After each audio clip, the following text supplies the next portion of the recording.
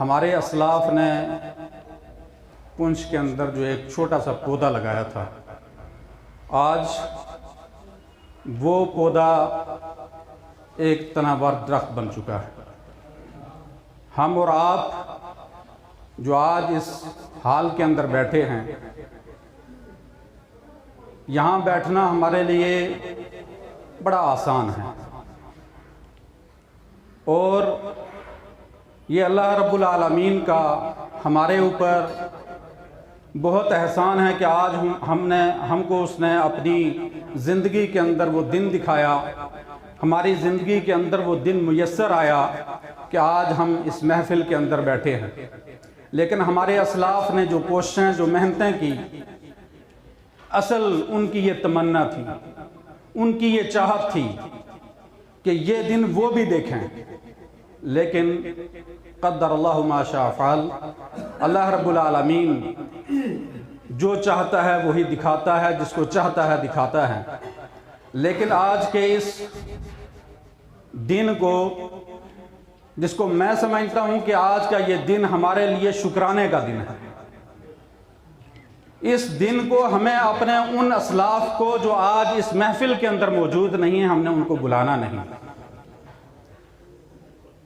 ان ہستیوں کو، چاہے وہ چھوٹے ہوں یا بڑے ہوں، وہ عالم ہوں یا غیر عالم ہوں، جنہوں نے اپنی زندگی کا ایک ایک لمحہ، جنہوں نے اپنی مالی اور جسمانی ہر قسم کی طاقت لگا کر اس پودے کو، جس کو آج ہم اور آپ دیکھ رہے ہیں، تناور کرنے کے لیے، اس کو کھاد کی شکل میں، اس کو پانی دینے کی شکل میں ہر ممکن کوشش کی۔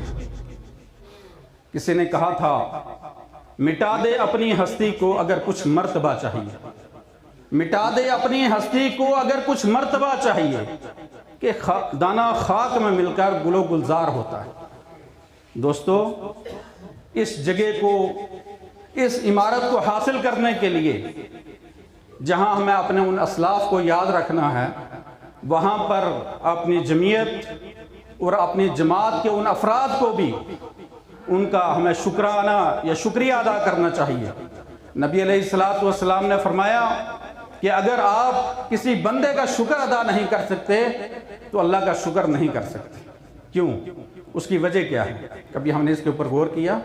وجہ یہ ہے کہ بندہ، ایک انسان کو، ایک بندہ دوسرے انسان کو کیا دے سکتا ہے؟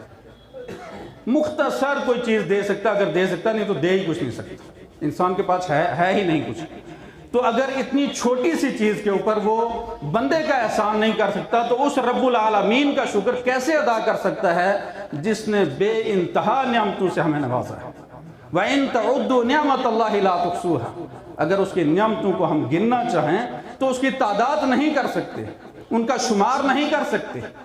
تو اس لیے آج ہمیں شکرانے کے طور پر میں یہ چیزیں چند عرض کرنا چاہتا ہوں کہ اللہ رب العالمین کا جتنا بھی شکر کیا جائے، الحمدللہ حمداً کثیراً طیباً مبارکاً فی، جتنا بھی شکر کرے اتنا کم ہے۔ ابھی ہمارے ساتھی دارالحدیث سلفیہ کی پرانی باتیں یاد کر رہے تھے، اور ہمارے یہاں پر بہت سارے بزرگ ایسے بیٹھے ہیں جنہوں نے دارالحدیث سلفیہ کے پرانے وقت کو دیکھا ہے۔ ہمارے اساتذہ کرام یہاں پر موجود ہیں۔ دوستو اور ساتھیوں، الحمدللہ اللہ رب العالمین نے ہمارے اسلاف کی کوششوں اور محنتوں کے بعد ہماری جمعیت اور جماعت کے ان افراد نے، اور صرف ان افراد نے نہیں، یہ تو آپ سب لوگوں نے ان کو آگے کیا تھا، ان کو آپ نے اپنا امیر چنا تھا۔ یہ اس کاز کے اندر، اس کام کے اندر آپ سب شامل ہیں، اور اسی لیے آپ سب کو یہاں پر بلایا ہے کہ آج جو چیزیں آپ اپنی مالی، جانی، ہر قسم کی قربانی پیش کر رہے تھے، تاکہ آج آپ اپنی ان آنکھوں سے اس قربانی کو دیکھ سکیں۔ کہیں آپ کا دیا ہوا مال ضائع تو نہیں ہو گیا؟ کہیں آپ کی قربانیاں جو آپ ہمیشہ پیش کرتے رہے جمعیت کو، کہیں وہ ضائع تو نہیں ہو گئی؟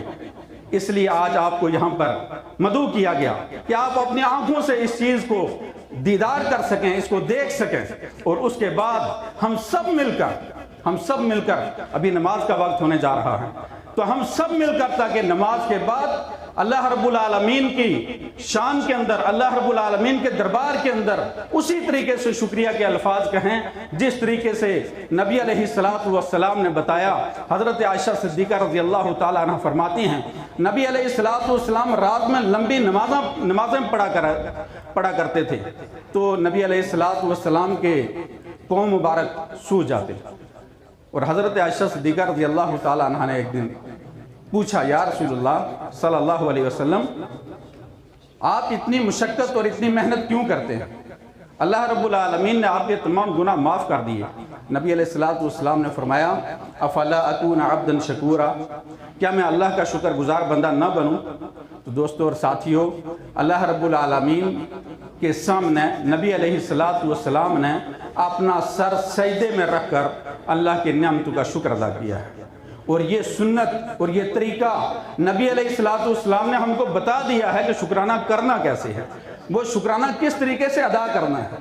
تو نماز کے بعد ہم بھی تاکہ اللہ رب العالمین کی بارگاہ میں دعائیں کریں کہ اللہ تو نے جو یہ نعمت ہمیں دی ہے ہم اس کے اوپر شکر ادا کرتے ہیں، اور اگر ہم شکر کریں گے تو یہ 2 بلڈنگیں ابھی آپ کے سامنے آئی ہیں، انشاءاللہ لَأَزِيدَنَّكُمْ، اللہ اور بہت کچھ دے گا، اور وہ اس چیز کی طاقت رکھتا ہے، بہت کچھ دے سکتا ہے، لیکن اس کے لیے شرط ہے۔ شرط کیا ہے؟